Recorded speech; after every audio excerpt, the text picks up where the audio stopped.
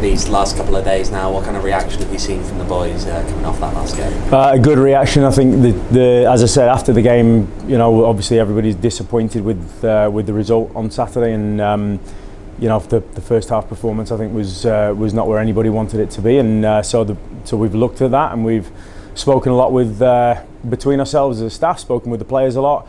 And what I've seen from them this morning is a good positive reaction from walking into the building this morning to out on the training field this morning. We've trained well and we've trained hard today, and we've spoken through quite a lot of things already from the weekend, areas to improve. And I think the general assessment and general reaction to it is there are a couple of main areas where we had some issues and we improved those areas. The game and the performances look very different, similar to how we looked in the first game at home. It's a couple of changes and a couple of reminders, I think, from an identity point of view, in order to be who we can be and to be where we're at our best. And the players know that and they recognise that. And today was a great reaction to a disappointment at the weekend. What do you think were the main differences then between that first game against Birmingham and then Monterey Bay? I think honestly the identity that we've talked about, we found it difficult in the first half to become ourselves. And to be a team that that wants to have the ball and wants to be brave and to play, and obviously games dictate a little bit how much we're able to do that, and the opponent of course plays a big role, same as we're trying to limit an opponent doing things that they want to do. Obviously every team we play has a task of disrupting and stopping us as well, and so I think it was a combination of some credit to Monterey, but mostly things where we feel we can improve and things that we can fix. Nobody's panicked and nobody's concerned, other than wanting to improve on that performance and wanting to, like I say, remind ourselves of who we are as a team, and we know collectively that we're more than capable of being that again. And that first game against Birmingham was a very good example of who we are and what we can be and will be as a team. So like I say, disappointed from Saturday, certainly not panicked, but very, very keen now this weekend to make amends. With John not being in the 18 on the weekend, has he suffered any kind of setback, or how's his recovery looking? His recovery is going well, but was not in a place where he was ready to be involved in a competitive match situation. But he trained here in Phoenix throughout the weekend. He's trained fully here today, so no issue with his recovery. Just felt it was just a few days too soon from a match play point of view. That's all with him. What did you make of Mo's first start and how he's sort of still fully getting back in there? Yeah, similar situation with Mo, and he's his first minutes for quite a while. Obviously started pre-season, had a bit of a setback from an injury point of view early in pre-season, and has missed 5 or 6 weeks now since that point. He's trained extremely well these last couple of weeks, and so his availability obviously to be playing in the game, having been on the bench the previous weekend against Birmingham, was a big step forwards for him. And Mo's an important player, and Mo's a player that obviously we know very well, know what he's capable of and what he will give to us again this year. And so at some point with players coming back from injury, you have to get him back on the field in some capacity at some point. And we felt for Mo, he trained very well, physically responded really well to training, and it was the right time to put him back into the game. As far as how he coped with that, Mo got through more than 75 minutes as a starting player, and again a situation where he hadn't had a lot of minutes prior to that game. So to get through 75 minutes, I was really pleased with that. And from a performance point of view, I felt he got stronger and he got better as the game went, which you'd expect for a player playing their first minutes for several weeks. And the overall feeling towards Mo at the moment is that we are thrilled to have him back in the team and with the group and available for selection, and he'll only get stronger and he'll only get better from this point. What about his skill set gives him kind of the edge in the way you want your teams to set up compared to JP or Ryan? It's not so much compared to JP or Ryan. I think it's really with Mo where his strengths lie. He's athletically a very capable player.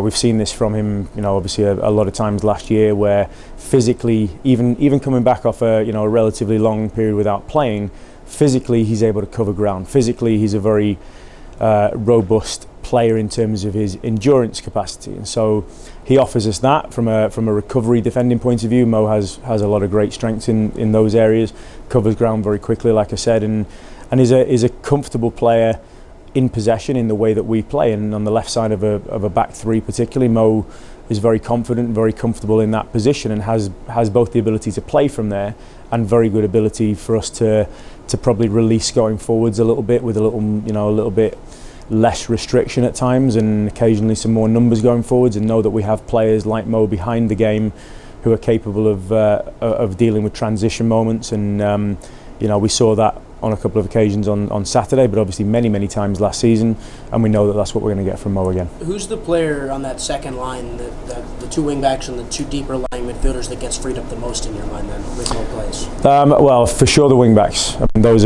are the areas where I think in that way of playing, that's obviously a key position for us to have that freedom to go and join the game. Depending on who the Sixers are that are playing, that's a little bit more down to player personality and player traits, but I think the wing backs for sure, with Mo playing, with Lawrence playing, and with whoever ends up being in the team in those left and right centre back positions, those players give our wing backs a lot of freedom and a lot of comfort to go and express themselves going forwards in whatever way that is. And Mo, like I've said, because of his ability athletically to defend space, that gives the left wing back a lot of licence to go and do that. The team's still looking for their first goal of the year. Is that kind of like a weight on their shoulders? You feel like as soon as that first one gets in the net, it's kind of like everything will open up for the offense for you? Yeah, I mean, we're very aware that we need to score that first goal and win that first game. There is no lack of awareness in that. Believe me, it's more of a, like I said to Owen, it's a real big. It's a real big focus for us at the moment to keep using that as motivation. And what I see from the players today in training is a real will to want to go and do well in front of our fans and be a dominant team again at home this weekend, like we were in the first game against Birmingham. When that first goal comes, when that first win comes, of course you'll see probably shoulders relax a little bit, because they take great pride in what they do. And so until that moment comes where the first goal goes in, which I feel we're very close to this moment. This is not something that, again, we're not panicked about this. We're very aware of it, and so I would say it's a high level of awareness for the players, and it's a high level of real want and and a need to give the fans what they come here to see, and for themselves in the locker room. Like you rightly say, that first moment I think does just take a little bit of weight off the shoulders, and same thing for the first win in the season. I feel we're getting there, and we're very close. And the first performance of the season was we were very pleased with overall, without getting the goal and the result that I felt we deserved in that one. Second game of the season, we know there's a lot of room for improvement there, and so we're very keen to achieve that in the next home game. So the players know, the players are aware, and we're going to work hard to go and get after that result. Is that important to keep the players, not make sure they're not panicking, and just they've been playing this game their entire lives, and things will come, and just kind of keep a level head? Yeah, absolutely. This is critical. Again, we've spoken this morning, and my comments to them are the same ones that I've said to you guys. I'm not in a stressed place, and I'm not in a panicked place, because I remember 9 days ago the performance that we gave at home, and I know very well the players that we have in the locker room. And like you rightly say, we have a lot of quality and a lot of talent, and I believe very, very much in them, and they know this, and they should believe in themselves, and they do believe in themselves. And that unit is a team, and to be a great teammate, when you have these very slight moments of adversity, and we're still very young and very early in a season here, to stick together collectively, and like I said, not forget identity of who we are and who we want to be, and to continually remind themselves of the quality of player that they are. And they hear that from me. They know that belief is there from me, from the entire staff and the club behind them. So we don't see this as a problem for any sort of long term. It's it's more just a real hunger to go and give that first moment and get that first win. Obviously he hasn't been able to contribute on the field, but from a leadership role over these last couple of weeks, how have you seen John step up? John's been fantastic, as John always is, around the dressing room, around the training facility. It's been good to have him now back on the field with the team as well. The last couple of days of last week and the full session here this morning. John is a big presence. He's obviously the team captain. He's an extremely experienced player, and what he brings outside of his playing qualities are immeasurable. And so it's been fantastic to have him back around, and like I say, that presence that he brings, the leadership and the voice, and the command of a field that he brings to a team is obviously something that's critically important in an 11 on the field. Renzo, I think, has done a great job in the last couple of games of leading the team and being that captain figure on the field. So a lot of credit to him as well. But of course, it's great to have John Stenberg back in and around the group. And when you compare this team to last year, obviously there were a couple of really key departures in there: Danny Trejo, Carlos Harvey. Whose skill set, if you had to kind of pinpoint one, do you think you're probably missing the most at this moment? Well, it's very difficult to pick one, honestly. I mean, the players that you've mentioned are all very high-level players in terms of production for us last year. So, of course, at the moment we're missing just that final moment of effectiveness in the final areas, and players who can score goals. So, for me to pick one of those players wouldn't probably be fair, given that they, certainly for Danny and for Manu last year, were both extremely productive in terms of finding the back of the net. Carlos, as the season went, became more of a driving force from midfield, and obviously chipped in with a fair share of goals and quality in the attacking third as well. So I mean, we're like I've said before, we know as a team collectively we need to find ways to produce these moments again, and we will do. That doesn't detract from any player who was with us last year. We know the quality that they provided for us, and we've, as I've said many times now, we've wished them all the best with where they're at currently, and then next piece in their career, wherever that is, and the focus now is on us only. It's again, similar things I've said. We're aware, we're working hard, we keep believing, and we know and we feel that we're very close to that moment. So this weekend can't come soon enough in my mind, and I can feel from the players. This is the great thing about football, is you get more chances to redeem yourself when things don't go well, and when things go great, you have to reset and you have to produce it again for the next game. So what you did last week doesn't get you anything for the next week, whether that's a positive or a disappointment. So we attack this week from a clean slate again this week, and we've spoken about resetting, and that's exactly what we've done. You mentioned Carlos's driving force that he brought last season. When you look at this team now, where do you think that driving force is coming from, or where should it come from? It'll come from different areas, I feel, this season. I think the team is structured and built in a way now where I think we have that drive certainly from wide areas for us. I think we're very capable in terms of athleticism and athletic ability to move the game forwards from the wide areas.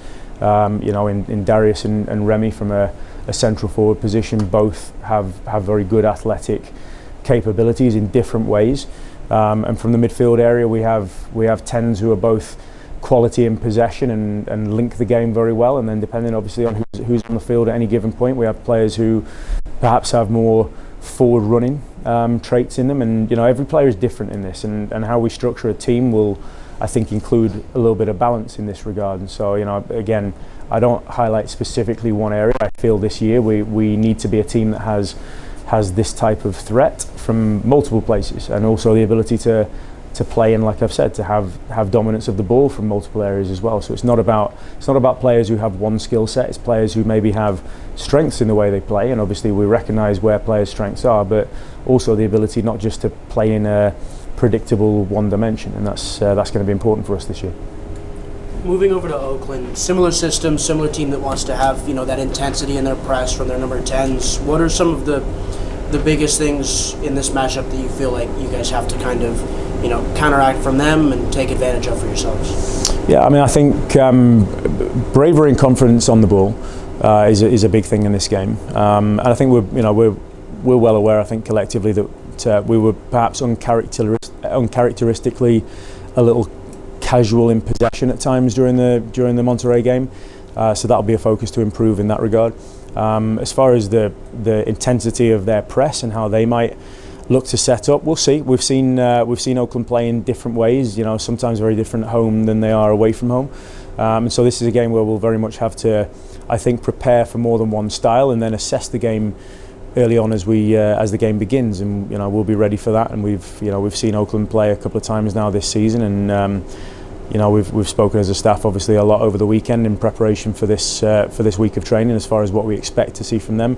But you use the word intensity. I use this word often myself as well. That in the game, especially at home this weekend, is going to be a real key factor. How much energy and life and intensity we bring to the performance, as well as improvement in a couple of areas that I've mentioned from a quality with the ball point of view.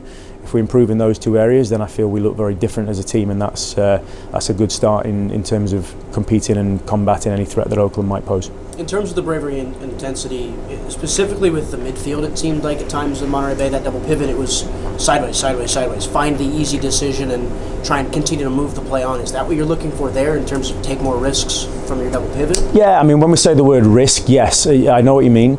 But honestly, it's not just from the sixes that we ask this from. You know, we have players who can break lines from different areas. We have comfortable players in the back line. We have goalkeepers who are comfortable in possession of the ball, and so the sixes, of course, have a responsibility to play forwards and to be in a vertical attacking threat in the way that they pass the ball. But it depends on the game a little bit where that comes from. It depends on what are the situations and who are the appropriate players that end up being the right ones to play more of those forward passes. And of course, it's very often going to be from the sixes if those are the players who can face forward and see those pocket spaces or see those forward runs beyond the tens.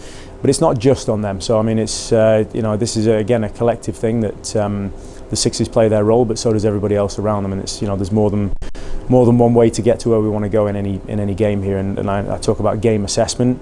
This is an area where I feel on Saturday we didn't assess the game well enough in the first half, and we perhaps played into the opposition's hands in terms of what they were looking for from the game, and that's something that we'll look to improve this weekend. Does that go for your staff as well in terms of adjustments at say the quarter of an hour mark or somewhere along those lines in the game as well?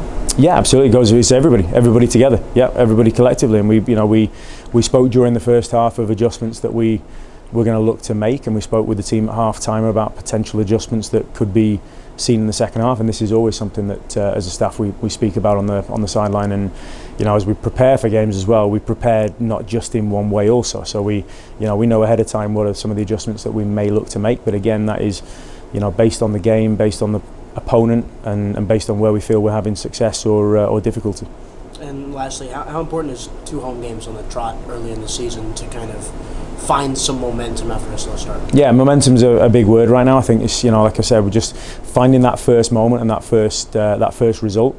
It's going to be very important, and 2 home games now is a great thing for us to be back at home, back in our stadium, back in front of our fans. And I've spoken many times about how much we all as a team want to give back to the people that come and watch, and this will be no different this weekend, and it's even more heightened in terms of what we're desperate to give back to them. So we're really looking forward to being back at home, and these 2 home games I think come at a good time from us, and we'll be attacking it very positively.